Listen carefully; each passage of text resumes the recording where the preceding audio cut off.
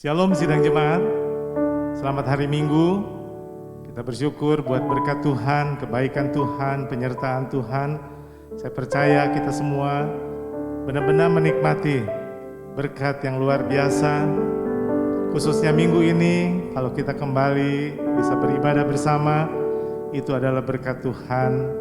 Sidang jemaat, mari kita bangkit berdiri bersama-sama dan kita mau menyerahkan ibadah kita minggu ini ke dalam tangan penyertaan Tuhan. Mari kita satu dalam doa. Bapa dalam surga, kami datang bersyukur di hadirat-Mu. Terima kasih Bapa buat kasih-Mu, kebaikan-Mu Tuhan yang begitu luar biasa ada dalam kehidupan kami. Kasih anugerah-Mu limpah. Kalau minggu ini Tuhan, kami beserta dengan keluarga bisa beribadah bersama-sama Tuhan. Kami tahu itu adalah berkat Tuhan. Biarlah Tuhan Engkau hadir dalam ibadah pada minggu ini. Engkau memakai dan mengurapi hamba-hamba-Mu yang ambil bagian dalam pelayanan, menjadikan mereka saluran-saluran berkat-Mu yang tercurah. Biar dalam ibadah pada minggu ini apa yang menjadi kerinduan Tuhan terjadi Tuhan. Terima kasih Tuhan memberkati setiap peralatan yang dipakai. Biar itu juga semua boleh berfungsi dengan baik. Berkati segenap sidang jemaat-Mu. Tuhan mengenal pribadi lepas pribadi dari sidang jemaat-Mu Tuhan.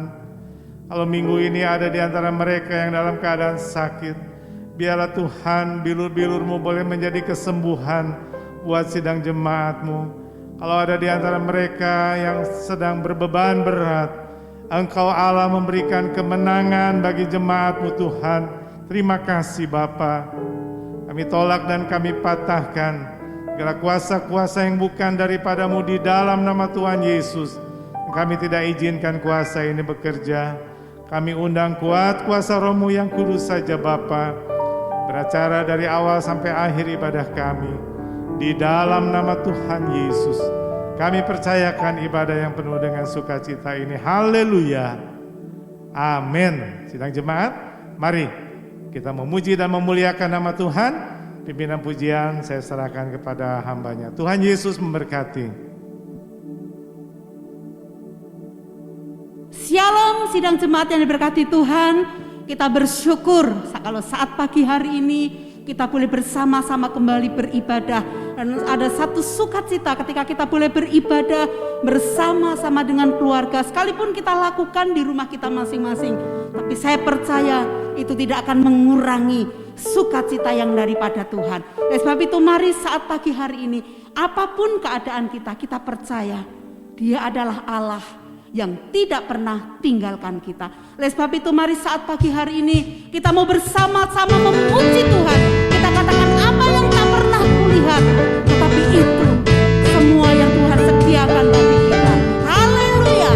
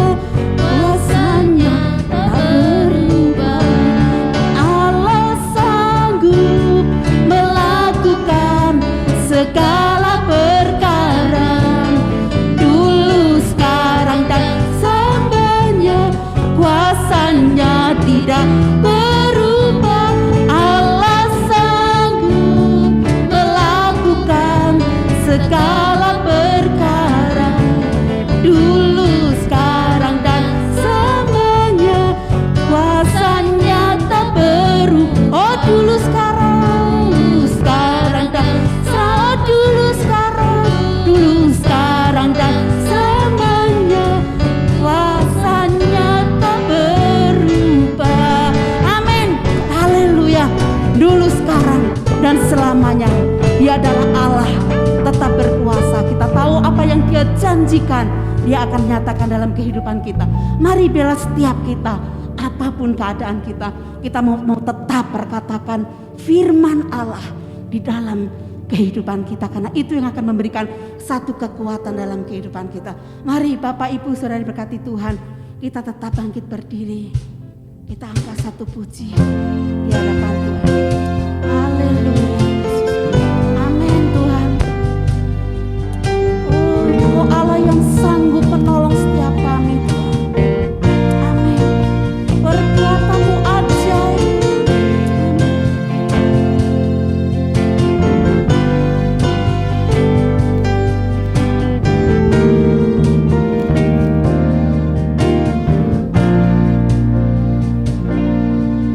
Bila hati terasa berat, tak seorang pun mengerti bebanku. Ku tanya Yesus, apa yang harus ku buat? Dia berfirman, mari datanglah. Dia akan selalu pedulikan aku. Ku datang Yesus, Dia pikul segala bebanku. Sujud di altar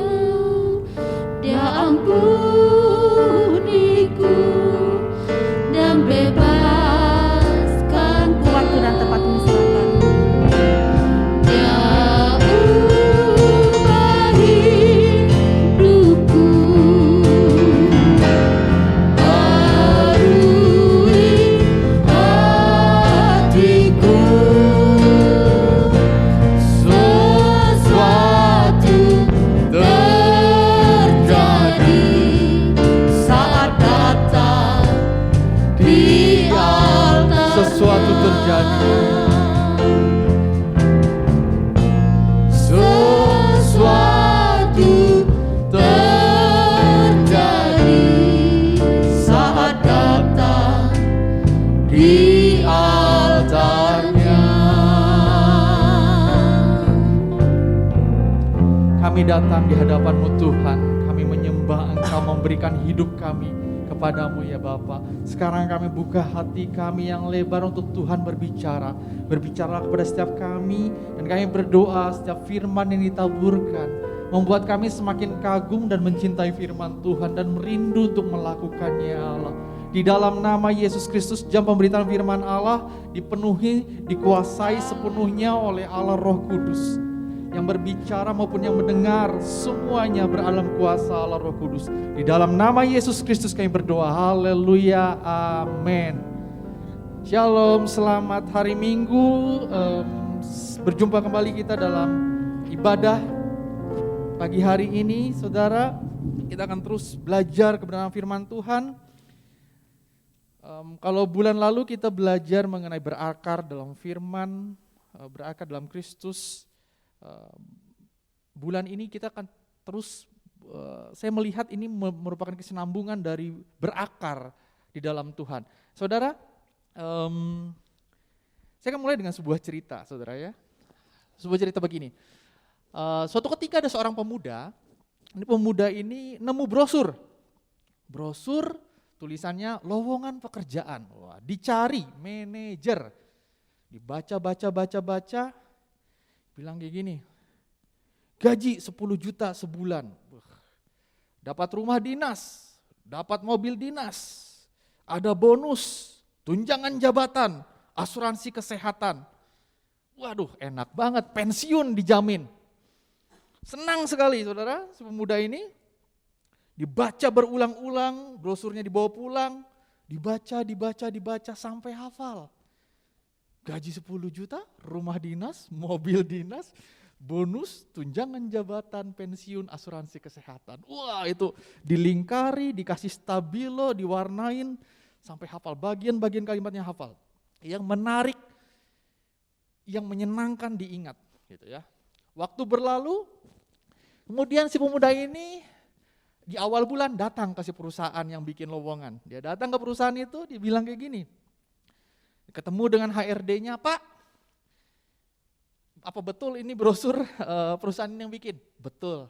Oke. Betul, Dek. Gitu. Nah, sekarang kok saya belum dapat gajinya, Pak? Gaji nggak dapat 10 juta, rumah dinasnya nggak ada, mobil dinasnya nggak ada, semua fasilitas nggak ada, tidak saya dapatkan. Wah, kalau saudara jadi HRD-nya ya, jadi orang perusahaan, apa yang akan saudara lakukan? Iya, betul, garuk-garuk kepala. Iya.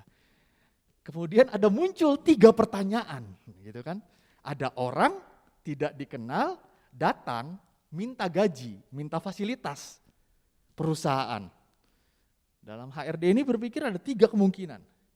Dia tanya, kemungkinan pertama, maaf, saudara kerja di sini, saudara ini siapa, gitu kan? Si pemuda ini bilang, enggak, saya enggak kerja di sini. Karyawan bukan, staf bukan, tapi minta gaji, minta pelayanan. Berarti kemungkinan kedua, ya kan? Kemungkinan kedua ini ditanya, maaf, saudara ini anaknya direktur, atau ada keluarga atau kerabat yang kerja di perusahaan ini? Dibilang enggak. Atau mungkin saudara adalah cucu dari pemilik perusahaan? Enggak. Waduh. Karyawan bukan, staf bukan, anak bukan, keluarga bukan. Berarti ada pilihan ketiga, saudara. Ya, coba kita pikir ya. Ada orang datang dengan berani meminta tunjangan gaji, meminta fasilitas, menuntut itu tanpa malu ke hadapan orang, gitu ya, ke kantor orang. Paling mungkin dia ini adalah orang ketiga, golongan ketiga. Siapa saudara? Iya betul, ormas. Jangan-jangan nih anggota ormas ya, ormas dari Korea Utara misalnya ya, atau mungkin dia preman gitu ya, preman dari Sidempuan gitu kan. Bisa jadi gitu kan, nggak tahu malu datang minta uang gitu. Waduh, Anda preman gitu. Bukan Pak gitu. Akhirnya HRD ini karena baik hati, oke gini deh. Kalau Anda mau dapat fasilitas, segala yang tertulis, kami tidak bohong loh dengan apa yang kami tulis gitu. Kalau gitu disodorkan. Apa saudara? Disodorkan kontrak kerja, surat perjanjian kerja. Di situ ada pihak satu, ada pihak kedua, ada hak dan kewajiban, ada persyaratan-persyaratan dan segala macam. Kalau setuju, akan ada training, tanda tangan, mengikuti peraturan, semua yang ditulis terjadi gitu. Nah saudara, dari cerita ini saya belajar begini saudara, seringkali kita memperlakukan kerajaan Allah, memperlakukan firman Allah itu seperti itu loh. Kita baca apa yang kita suka, kita baca apa yang kita mau, kita nuntut Tuhan gitu.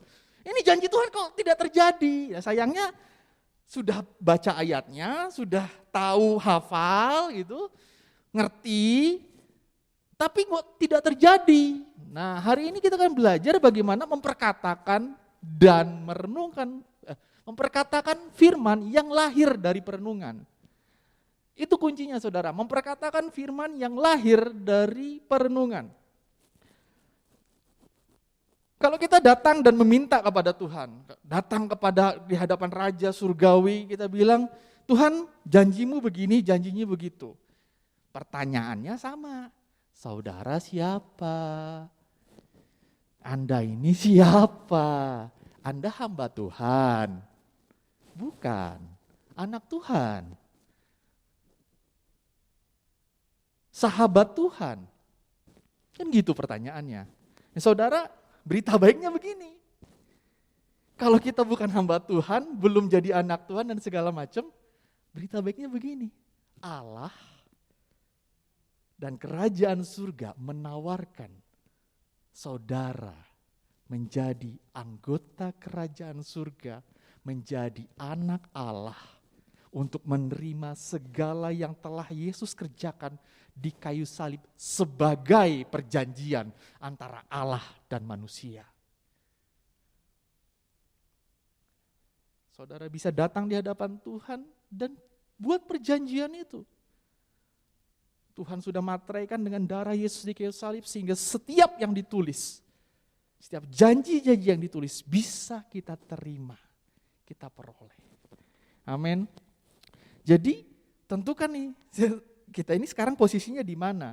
Oh saya ini anak Allah. Nah, apakah kita selama ini berlaku sebagai anak yang sayang sama orang tuanya, sama Bapak Surgawi?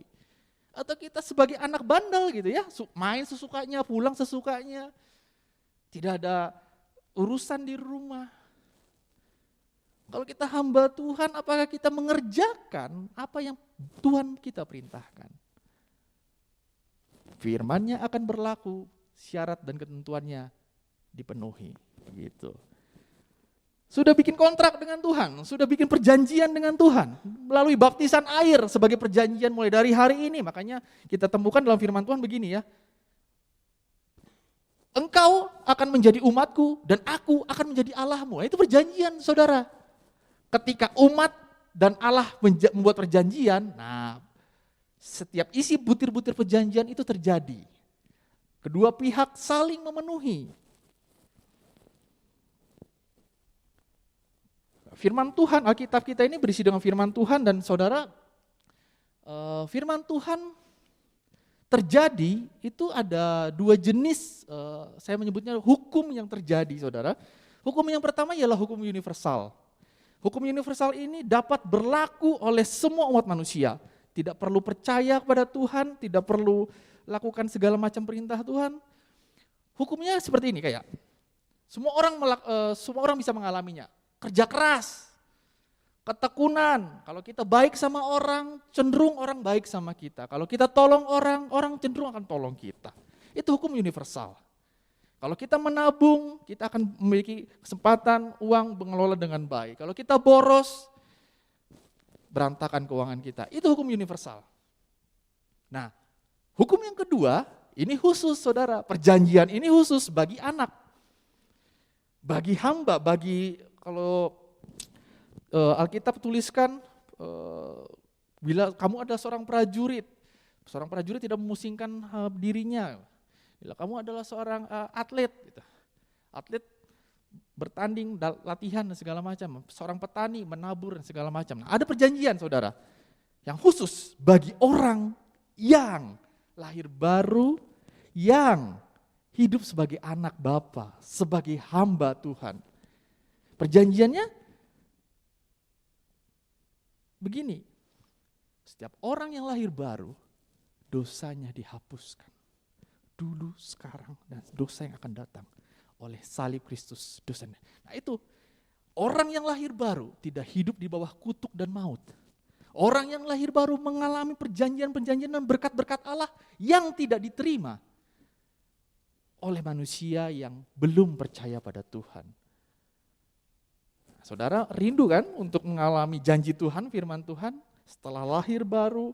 Ini kemudian belum selesai di situ. Bagaimana supaya janji-janji Tuhan ini terjadi? Bagaimana supaya firman Tuhan terjadi dalam hidup kita? Yosua 1 ayat 8. Ini merupakan ayat yang kita pakai dalam sebulan ini. Yosua 1 ayat 8. Demikian firman Tuhan, jangan engkau lupa memperkatakan kitab Taurat ini, tetapi renungkanlah itu siang dan malam, supaya engkau bertindak hati-hati sesuai dengan segala yang tertulis di dalamnya. Sebab dengan demikian, perjalananmu akan berhasil dan engkau akan beruntung. Nah saudara, ketika dituliskan, jangan engkau lupa memperkatakan kitab Taurat ini perintah bukan sekedar gini ya, kita hafal ayat, kita katakan berulang-ulang. Kita hafal ayat, kita katakan berulang-ulang, bukan seperti itu. Makanya digunakan gini, tetapi renungkanlah itu. Itu apa? Kitab Taurat. Siang dan malam, bukan satu hari, tapi seumur hidup kita. Perkataan firman Tuhan yang berasal dari perenungan siang dan malam. Jadi kita tidak asal jiplak ayat, kita tidak asal comot ayat dan kita perkatakan. Tapi perkataan yang berasal dari perenungan. Perenungan siang dan malam. Supaya apa? Ada bagian kita bertindak hati-hati dengan segala yang tertulis di dalamnya. Segala.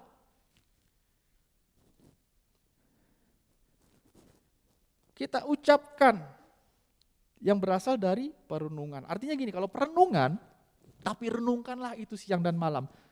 Artinya ada tindakan secara sengaja, merencanakan untuk memproses ayat-ayat ini di dalam pikiran kita, ke jiwa kita, ke hati kita. Dengan sengaja. Jadi tidak asal perkatakan, ada ayat katakan amin, ada tulisan ini katakan amin. Perenungan itu penting saudara.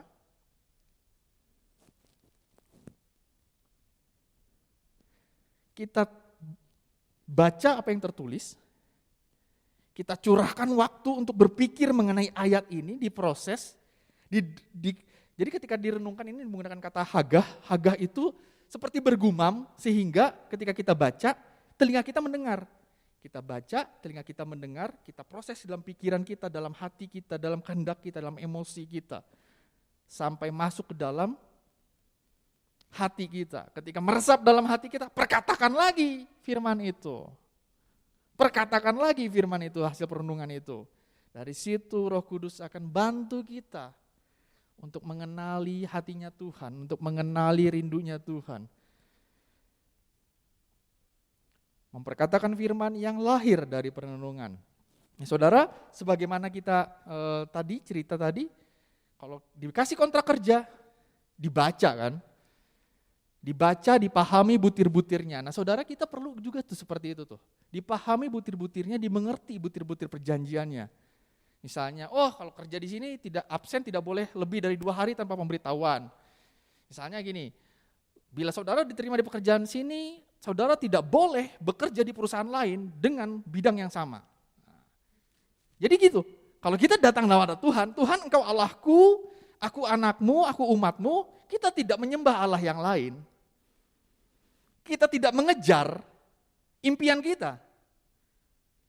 Karena kita yang ada kalau dalam perusahaan ya, kita mengejar impiannya perusahaan. Kita mengejar visinya perusahaan.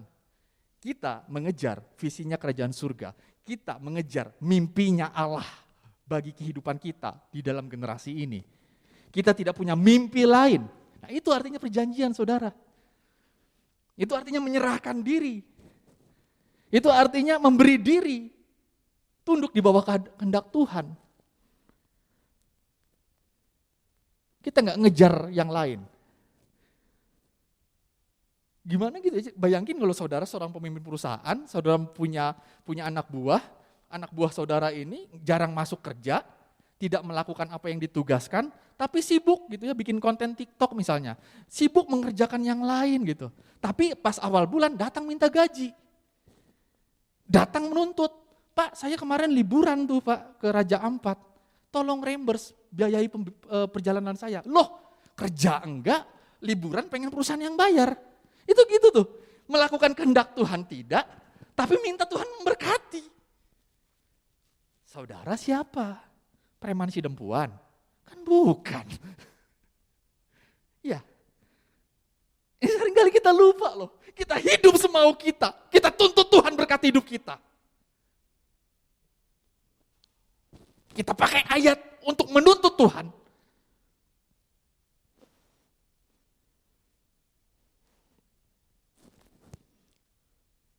Kita tinggalin Tuhan, kita paksa Tuhan ikut apa maunya kita. Sehingga saudara jangan sampai kita menuntut apa yang tidak tertulis di Alkitab. Tuhan tidak pernah janji, jangan dituntut. Enggak ada ayatnya gitu.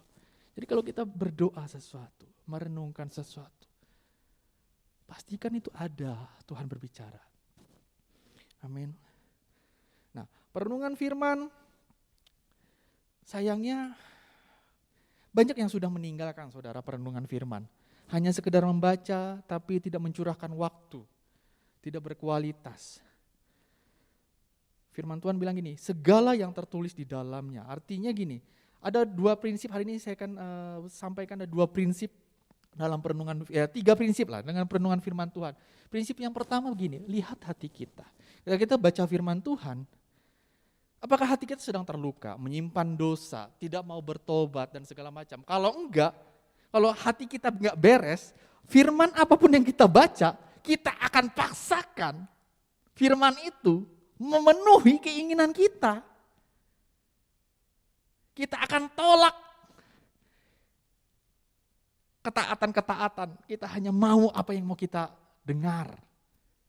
Makanya bisa baca firman tapi kesulitan mengalami firmannya. Karena hati kita tidak kita evaluasi. Kita enggak datang dalam kerendahan, aku ini hamba-Mu, lakukanlah padaku sesuai yang Kau kehendaki. Mau itu enak, mau itu, kalau Tuhan tuntut saya berubah, saya mau berubah. Kalau Tuhan mau gitu kok, kan saya sudah bikin perjanjian dengan materai darah Yesus. Gitu. Prinsip yang kedua, kalau hatinya benar, yang prinsip yang kedua gini, firman Allah ini merupakan kesatuan saudara. Jadi ayat firman yang A itu akan ditopang oleh firman yang B di tempat yang lain. Jadi gini, kita perlu berhati-hati dengan ayat favorit, ayat emas, ayat pegangan. Hanya satu ayat saja kita pegang seumur hidup kita. Saya ingatkan, berhati-hati. Contoh kita pegang ayat gini ya. Maka pada tahun itu Ishak menabur dan ia menjadi kaya, bertambah kaya dan sangat kaya. Waduh, amin Tuhan. Gitu. Kita pegang ayat itu saja.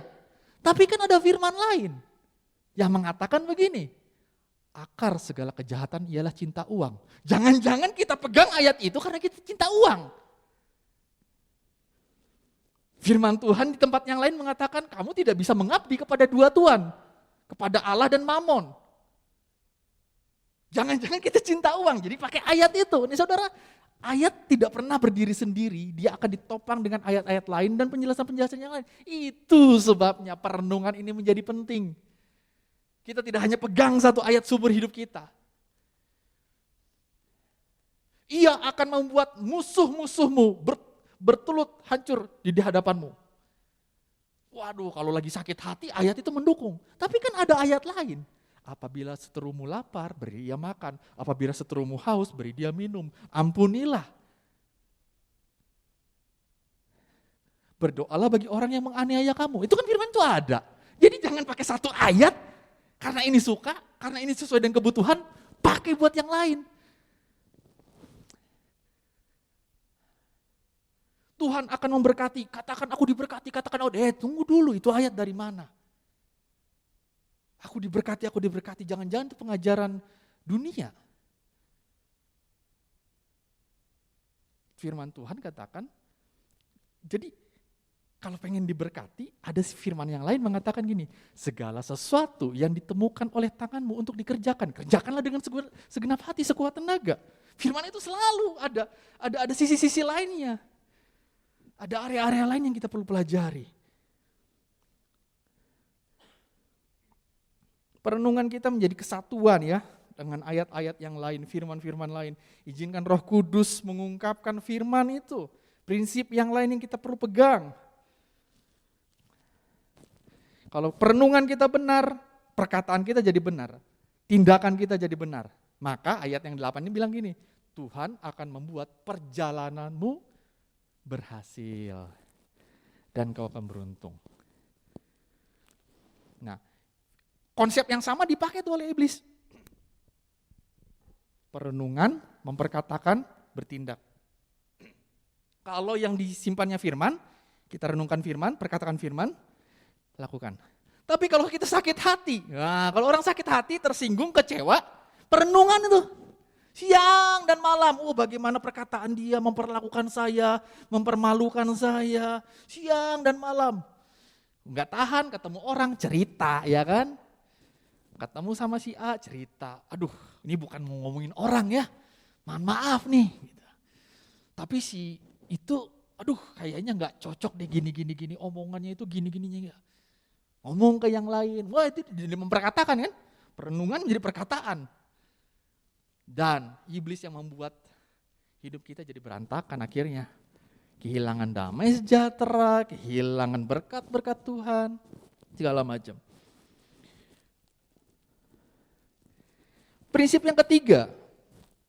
Nah, ketika kita baca firman ini, tadi ada kesatuan dengan firman-firman yang lain, kita bisa belajar konteksnya apa. Baca satu ayat, jangan cuma ayat tersebut yang kita baca. Baca ayat sebelumnya, baca ayat sesudahnya. Baca perikopnya, baca pasalnya. Ayat ini kepada siapa? Siapa yang berbicara? Bagaimana keadaan yang mendengar? Apa syarat-syaratnya supaya terjadi? Karena saudara, memang tidak semua ayat dapat diaplikasikan, karena tidak semua ayat dapat langsung. Karena itu jika mata kananmu menyesatkan engkau, cungkilah dan buanglah itu. Jika tangan kananmu menyesatkan engkau, aplikasinya kan tidak langsung seperti itu ya. Perlu pemahaman, perlu perenungan, makanya diulang lagi, perenungan, perlu Roh Kudus menjelaskan. Barang siapa tidak membenci ayahnya dan ibunya, ia tidak layak menjadi muridku. Kan perlu perenungan itu. Perlu didiskusikan, perlu komunitas, perlu orang yang lebih dewasa rohani. Begitu. Contoh begini ya, ini sebenarnya pengalaman ya saudara ya. Meskipun tertulis di dalam Alkitab, tidak semuanya ini merupakan firman Tuhan yang Tuhan perintahkan gitu ya. Contoh gini, ada ayat dalam Matius 4 ayat 9. Semuanya itu akan kuberikan kepadamu jika engkau sujud menyembah aku. Wih, amin saudara. Semuanya itu akan kuberikan kepadamu jika engkau sujud menyembah aku. Kalau kita baca itu Matius 4 ayat 9 itu yang ngomong siapa? Iblis saudara. Matius 4 ayat 9 itu iblis sedang mencoba Yesus di padang gurun dan Yesus disuruh nyembah iblis. Kedengarannya enak karena hati kita pengen Tuhan memberikan semuanya itu kepada kita. Tapi kalau kita baca, iblis pakai ayat, firman. Gitu. ayat ini Matius 4 ayat 1 sampai 12 ini contoh yang bagus bahwa setiap firman kita perlu perenungan, kita perlu lihat sikap hati kita, jangan sampai melenceng menggunakan ayat demi kenyamanan kita, bagi kedangian kita. Saya akan coba singkat dua contoh yang paling umum. Dua contoh. Balik lagi tadi ke Yosua 1 ayat 8 tadi. Nah, kita lihat. Ini siapa yang ngomong? Tuhan yang ngomong. Yosua 1 ayat 8. Siapa yang ngomong? Tuhan yang ngomong. Ngomongnya kepada siapa? Kepada Yosua. Nah, pertanyaannya, apakah saudara Yosua? Bukan. Oke. Siapa Yosua? Yosua adalah pemimpin yang akan bawa orang Israel sampai ke tanah Kanaan. Apakah saudara pemimpin? Puji Tuhan. Prinsip berikutnya, apakah saudara sedang berjalan dalam kehendak Tuhan menuju tempat yang Tuhan inginkan atau tidak? Atau kita sedang berjalan menurut mimpi kita, menurut tujuan kita, terus kita pakai ayat ini.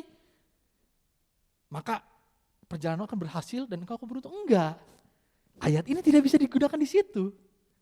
Karena ini bicara tentang orang yang mau taat, memimpin bangsa yang bebal, yang mencintai masa lalu mereka, yang mencintai dewa-dewa mereka, yang cepat meninggalkan Tuhan. Menghadapi di sana musuhnya besar, hebat. Dan tetap percaya pada Tuhan.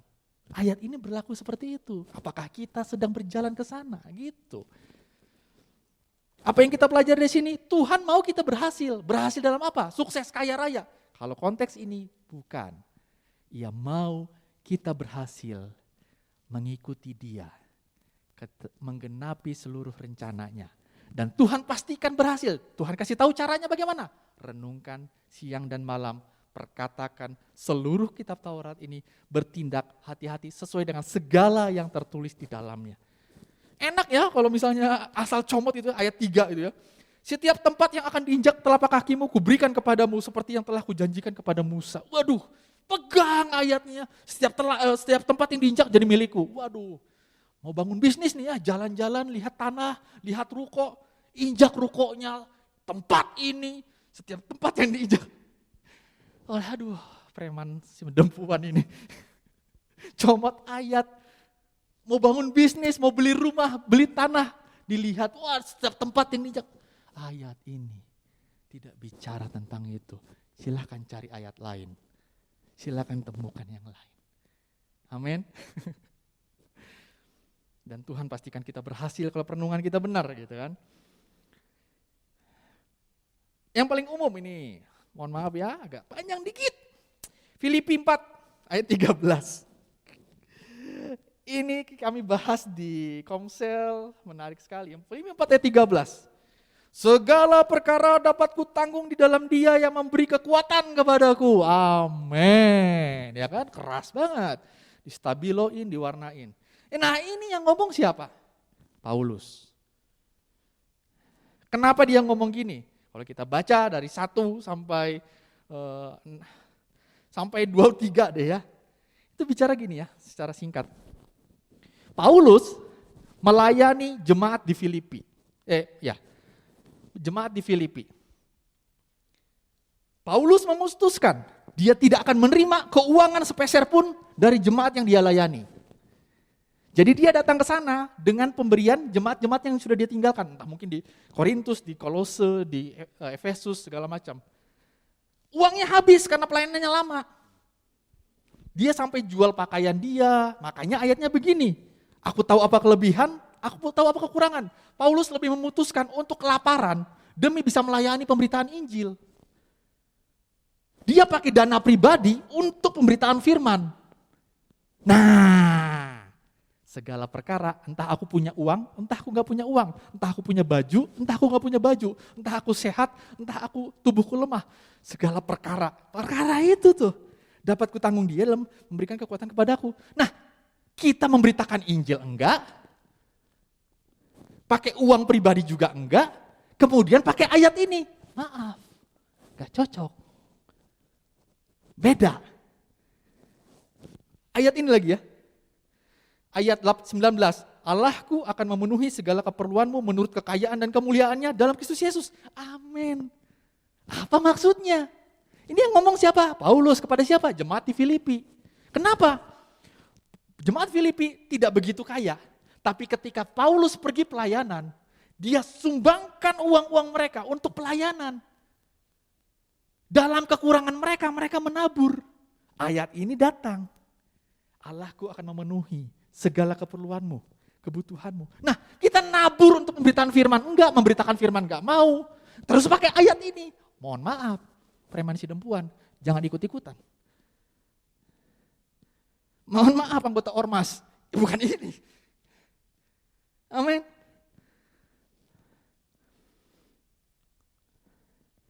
Kita nggak bisa pakai ayat ini segala perkara dapat tanggung dalam Dia. Tuhan nggak suruh apa-apa, kita nggak nanya Tuhan, nggak tanya gembala, nggak didoain, tiba-tiba ngutang ke bank, bangun bisnis, bisnisnya lesu gara-gara pandemi. Terus kita bilang segala perkara dapat kutanggung di dalam Dia. Maaf, nggak cocok. Kita pacaran dengan orang yang kita mau, jadian, nggak pernah berdoa, nggak pernah bergumul di hadapan Tuhan dan segala macam, kemudian cekcok, kemudian menikah, kemudian salah satu selingkuh dan segala macam, kemudian kita pakai segala perkara dapat kutanggung di dalam Dia. Mohon maaf. Ini bukan bicara tentang keluarga. Cari tentang perceraian, cari tentang keluarga. Kita tidak bisa menggunakan apa yang kita mau untuk ayat yang kita mau.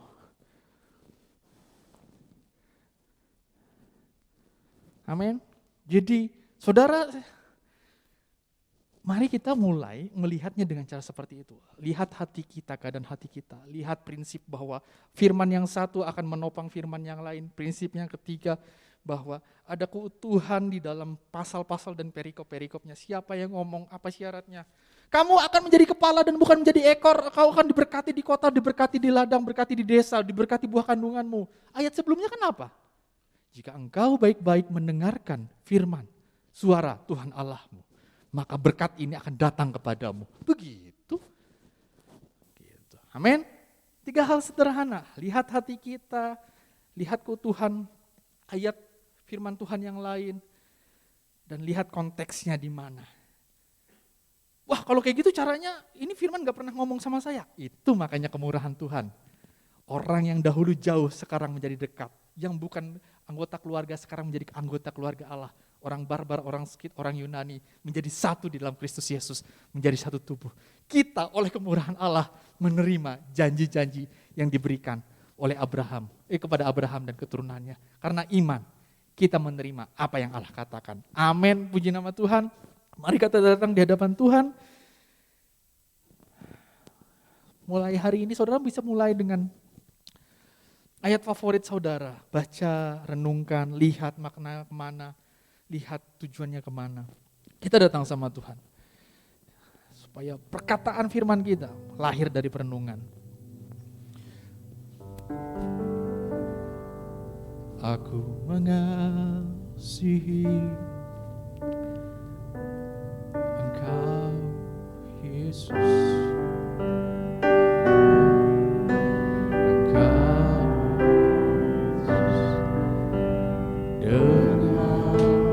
Segenap hatiku, aku mengasihi Engkau dengan segenap jiwaku. Renungkan firman-Mu siang dan malam. Ku pegang perintah-Mu dan ku lakukan. Engkau tahu ya Tuhan, tujuan hidupku hanyalah untuk menyenangkan hati. Ku renungkan firman, ku renungkan firman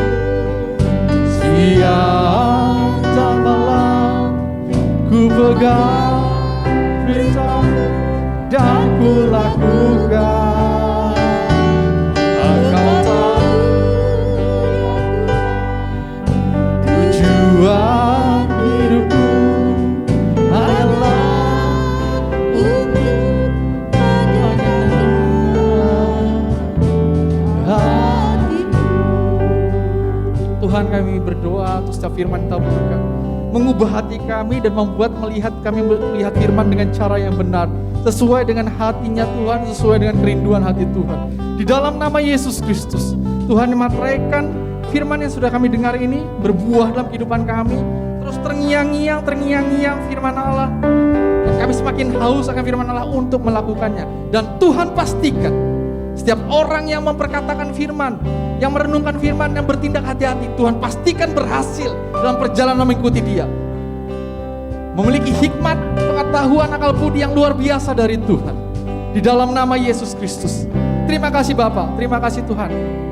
Segala hormat kami, pujian kami bagi Allah Bapa di dalam nama Yesus Kristus. Haleluya, amin.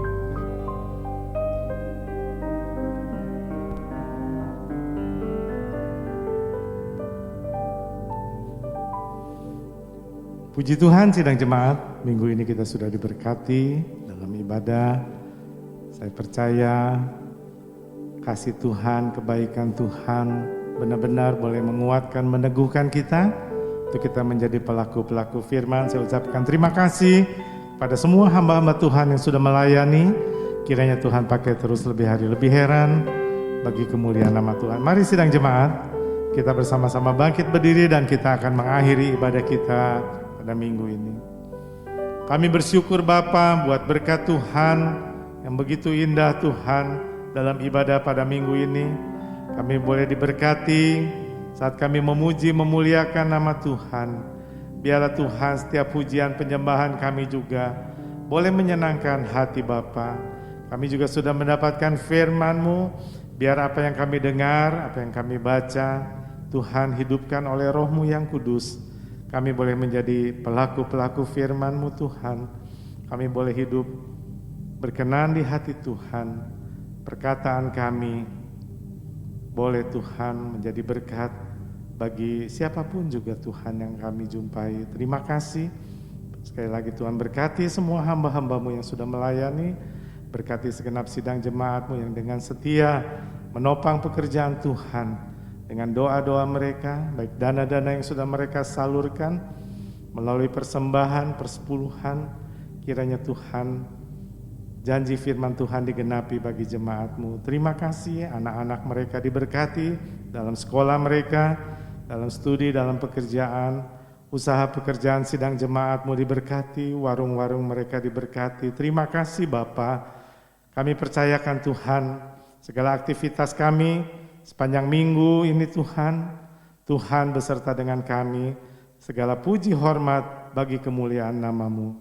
Di dalam nama Tuhan Yesus kami berdoa, kami mengucap syukur. Sekarang sidang jemaatku yang kekasih, di akhir dari ibadah kita pada minggu ini, terimalah berkat yang berasal dari Tuhan kita Yesus Kristus. Kiranya kasih Allah Bapa di surga dan persekutuan Roh Kudus beserta dengan kita, mulai saat ini sampai Maranatha, Tuhan Yesus datang kedua kali.